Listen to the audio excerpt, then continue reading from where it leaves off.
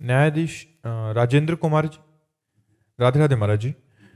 महाराज जी, सब सुख सुविधाएं होने के बावजूद भी मानसिक शांति ना होने का महाराज जी कारण?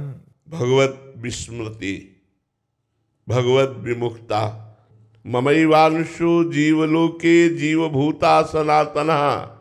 भगवान कहते हैं तू मेरा अंश है, अविनाशी का बच्चा अविनाशी आनंद समुद्र में ही शांति प्राप्त करेगा। तब लग कुशल न जीव कहूं, ध्यान से सुन लो, तब लग कुशल न जीव कहूं, सपने हूं मन विश्राम, जब लग भजत न राम कहूं, शोक धाम तज काम। जो चाहत है नित्य सुख, अर मन को विश्राम, हित ध्रुव हित सो भजत रहो, पल पल श्यामा श्याम, पल पल श्यामा श्याम। यदि शांति चाहते हो, सुख चाहते हो, तो आप देख लीजिए, आपके पास पद है, आपके पास धन है, आपके पास भोग है, लेकिन मन जो शांति चाहता है वो नहीं है। वो शांति परमात्मा में है। जब तक परमात्मा प्राप्ति नहीं होगी तब तक शांति नहीं होगी। श्रद्धावान लभते ज्ञानम तत्पराश्रयितेन्द्रिय, ज्ञानम लब्ध्वा पराम शांति मचिरे रणधिगच्छति।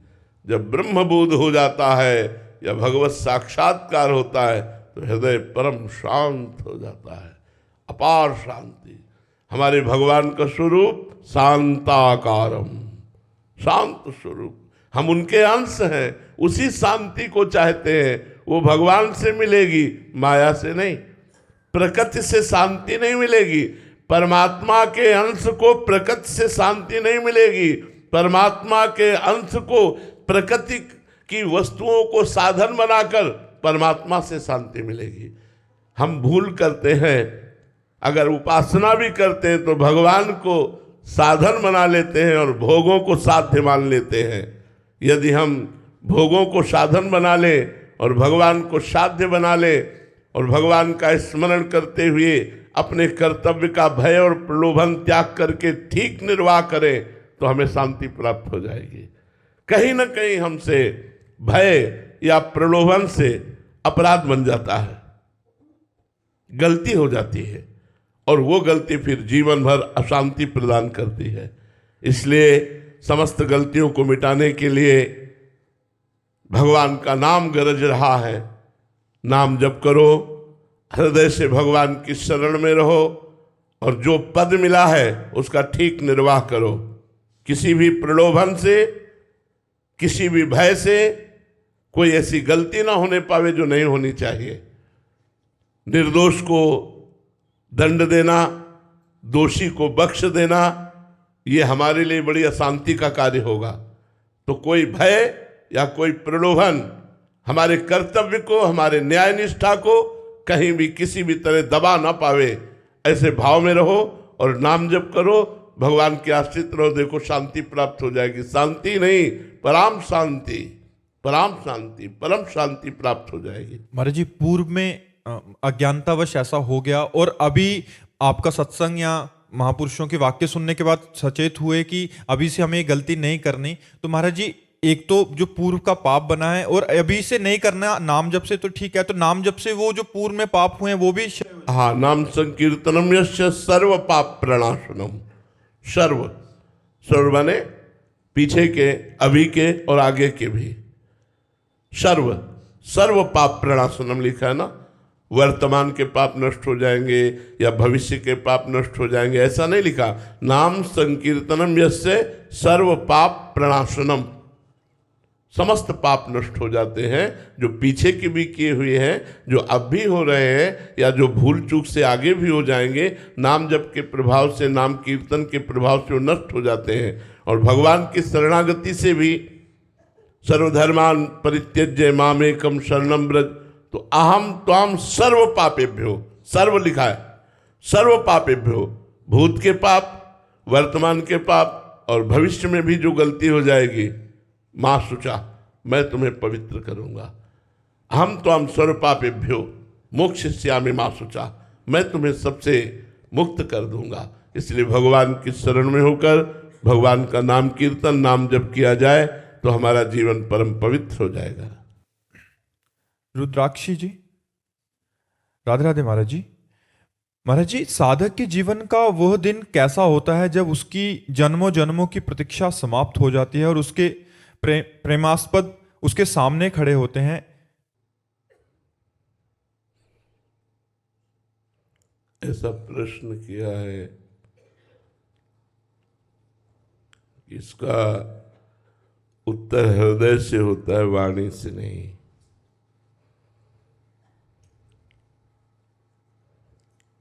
जब कोई भजन के प्रभाव से प्रभु से प्रेम कर पाता है और जब प्रभु मिलते हैं, उस मिलन के सुख को वाणी वर्णन कर सके, इतनी सामर्थ्य प्राकृतिक वाणी में कहाँ है?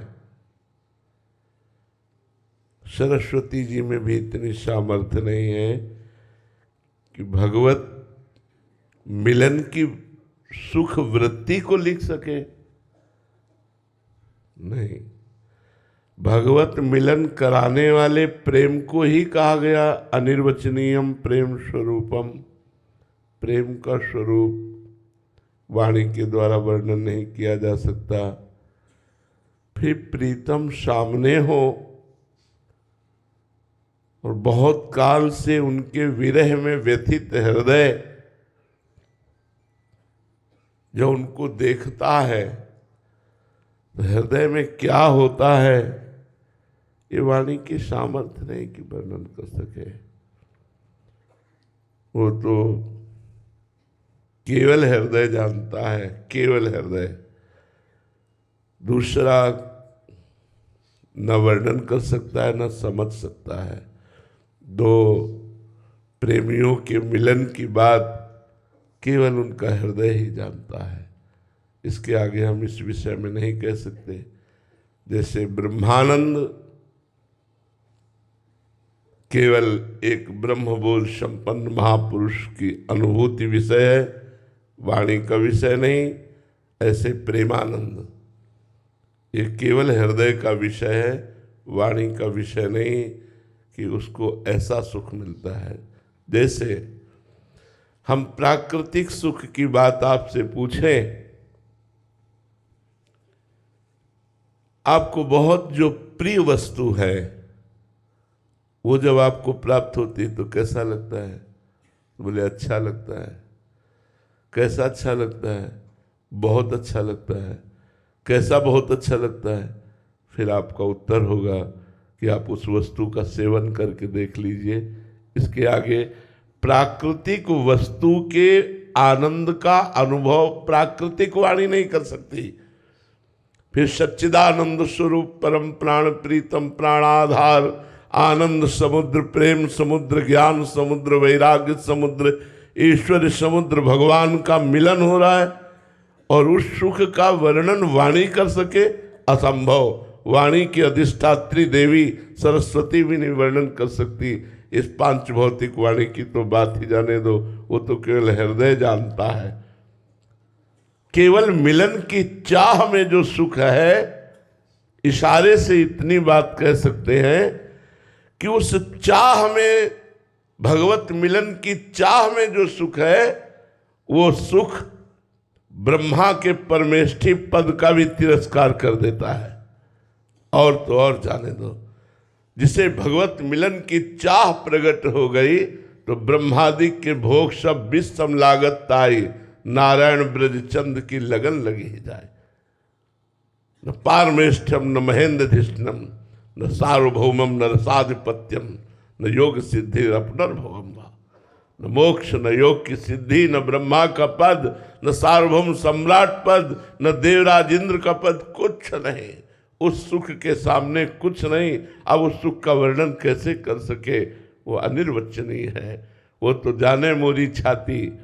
उस प्रेमी का हृदय ही जानता है कि अपने प्रीतम के मिलन में क्या सुख है, जिस सुख के आगे ब्रह्मा का पद भी फीका लगता है। उस सुख का कैसे वर्णन किया जा सकता है?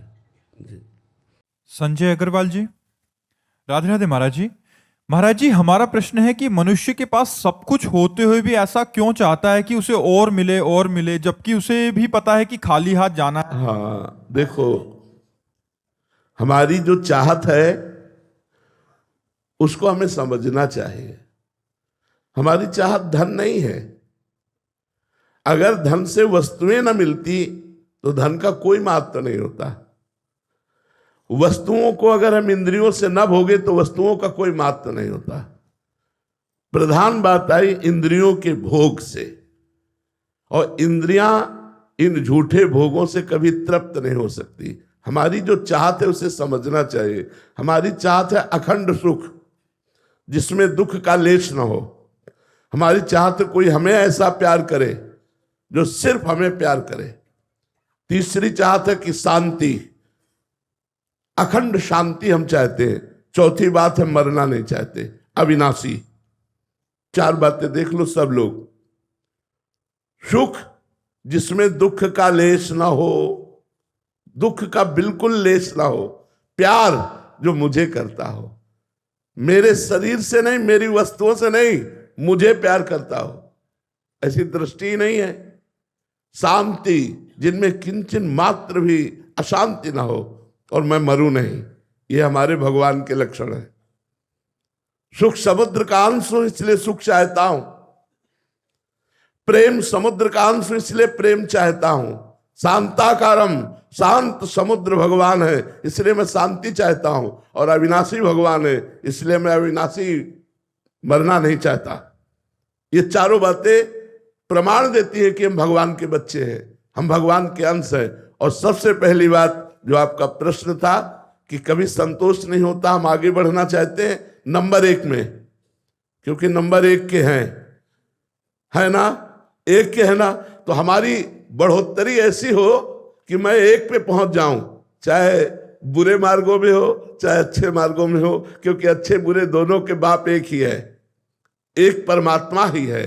तो हमारी अंदर की चाह परमात्मा है ना कि विषय। सुख, प्रेम, शांति और अविनाशी ये परमात्मा में है। अगर हम परमात्मा का सुमिरन करने लगे तो हमें संतोष प्राप्त हो जाएगा, तृप्ति प्राप्त हो जाएगी, और हृदय कह उठेगा अब कछ नाथ न चाही मोरे, दीन दयाल अनुग्रह तोरे। नहीं तो चाहे जितने रुपए हो जाए, चाहे जितना वैभव हो जाए, चाहे जितना भोग भोग लो, कभी ऐसा नहीं कह सकते कि अब कछु नाथ न चाही मोरे। ये तभी होगा जब भगवान का नाम जप करोगे और भगवान के चरणों का हृदय में स्पर्श प्राप्त होगा भाव के द्वारा, तो रोम रोम आपका नाच पड़ेगा।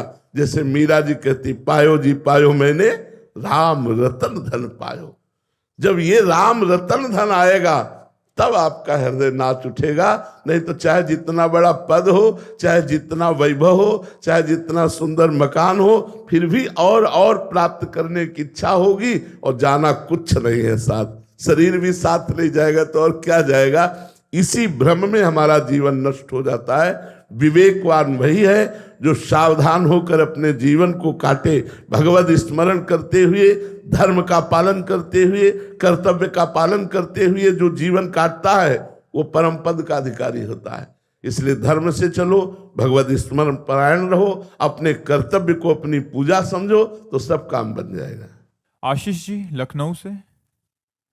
महाराज जी, जड़ और चेतन की ग्रंथि कैसे टूटेगी? है ही नहीं, लगी ही नहीं। जब ग्रंथि हो तब ना छूटे। जड़ चेतन ही ग्रंथि पड़ गई, यद्यपि मृषा, मृषा माने झूठी, मतलब लगी ही नहीं। ये भ्रम हो गया है हमें। भ्रम से इस पांच भौतिक देह को अपना स्वरूप मान लिया है। यद्यपि हम आत्मस्वरूप हैं, चिदानंदमय है, पर हम अपने स्वरूप को भूल करके और देह को अपना मान लिया। अब जब तक सदगुरुदेव की शरण नहीं होंगे और उनके द्वारा बताई हुई उपासना नहीं करेंगे, तब तक हमारा ज्ञान विशुद्ध नहीं होगा। जानकारी तो सबको है, शरीर नाशवान है, मैं अविनाशी हूँ, यहाँ कुछ टिकाऊ नहीं है, सब परिवर्तनशील है, सब कुछ छोड़ के जाना है, ये सबको पता है। लेकिन शुद्ध ज्ञान नहीं, अशुद्ध है, मतलब वो जानकारी अपने जीवन में प्रयोग नहीं कर पा रहा। इसलिए संत महापुरुष जो भगवत प्राप्त हैं उनकी शरण में जाए और उनके द्वारा बताई हुई उपासना से बुद्धि रूपी जो अस्त्र है उसकी धार तेज करे, विवेक धार है, और उससे इस भ्रमात्मक संसार बंधन का नाश कर दे तो स्वरूप का बोध हो जाए। यद्यपि कभी स्वरूप न बंधन को प्राप्त हुआ है, न है, न होगा, पर छूटति कठिनाई बहुत कठिनता है, क्योंकि इसको हमने पकड़ रखा है। जैसे एक राजा से ऋषि ने कहा कि संपूर्ण संसार से वैराग्यवान ही भगवदानंद को प्राप्त होता है, तो उनका माया ने मुझे पकड़ रखा है, मैं कैसे भगवदानंद को प्राप्त करूं। तो एक दिन टहलने जा रहे थे तो ऋषि ने आम के वृक्ष को ऐसे पकड़ लिया, बोले राजन मुझे छुड़ाइए, इस वृक्ष ने मुझे पकड़ रखा है। तो राजा बहुत जोर से हंसे और बोले महाराज क्यों विनोद करते हो, आपने वृक्ष को पकड़ रखा है। बोले हाँ, आपने माया को पकड़ रखा है, माया ने आपको नहीं। तो हम लोगों ने अपने आप को स्वयं भोगों की चाह वाला जो शरीर है इससे राग कर लिया और अपने स्वरूप का विस्मरण कर लिया। इसलिए हमारे पुनरपि जननम पुनरपि मरणम पुनरपि जननी जठरे शयनम, ये बार बार दुख प्राप्त हो रहा है। यदि हम मनुष्य जीवन की सार्थकता देखें तो आत्मस्वरूप के बोध में ही है, अपने को जानने में ही है। पर अपने को जानने के लिए समर्थ सद्गुरु की आवश्यकता है, वो है श्री भगवान। खूब नाम जप करो, भगवान की शरण में हो जाओ, तो सोई जानई जे ही देहु जनाई, और जानत तुम्हें हो जाई। वही जान पाता है हे नाथ जिसे आप जना देते हो, और जो आपको जान जाता है वो आप मैं हो जाता है, अर्थात भगवत स्वरूप हो जाता है। तो बिना आराधना के ये भ्रम छूटने वाला नहीं। जासु कृपा सब भ्रम मिट जाई, गिरजा सोई कृपालु रघुराई। बिना भगवान का भजन किए, बिना उनकी कृपा के ये जड़ चेतन की भ्रमात्मक ग्रंथि का भेदन होना बहुत कठिन। राधे राधे महाराज जी। महाराज जी, सब सुख सुविधाएं होने के बावजूद भी मानसिक शांति ना होने का सर्व ज्ञान कारण प्रकाशित हो भगवत विस्मृति, भगवत विमुक्ता। ममैवांशु जीवलोके जीवभूता सनातना। भगवान कहते हैं तू मेरा अंश है, अविनाशी का बच्चा अविनाशी आनंद समुद्र में ही शांति प्राप्त करेगा। तब लग कुशल न जीव कहूं, ध्यान से सुन लो, तब लग कुशल न जीव कहूं, सपने हूं मन विश्राम। जब लग भजत न राम कहूं, शोक धाम तज काम। जो चाहत है नित्य सुख और मन को विश्राम, हित ध्रुव हित सो भजत रहो, पल पल श्यामा श्याम, पल पल श्यामा श्याम। यदि शांति चाहते हो, सुख चाहते हो, तो आप देख लीजिए, आपके पास पद है, आपके पास धन है, आपके पास भोग है, लेकिन मन जो शांति चाहता है वो नहीं है। वो शांति परमात्मा में है। जब तक परमात्मा प्राप्ति नहीं होगी तब तक शांति नहीं होगी।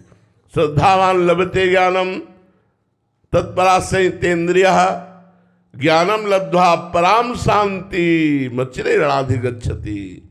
जब ब्रह्मबोध हो जाता है